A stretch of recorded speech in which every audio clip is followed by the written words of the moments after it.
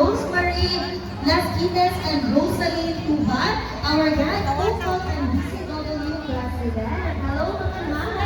Good morning. Okay, we have another one from Barangay 19-B. Headed by Madeline C. Dayon, our BCW President. Ayun, nagkawag-kawag na si Ma'am. Good morning, inyong tanan.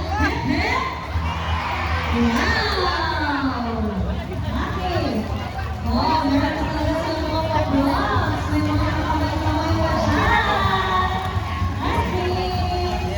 Okay, we have another one. Our BCW from Pakibato District. Isang malakas na hiyawan. Wow! Okay.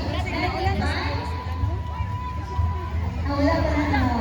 Okay. Hello po, good morning. And we also welcome from the office of the City Councilor,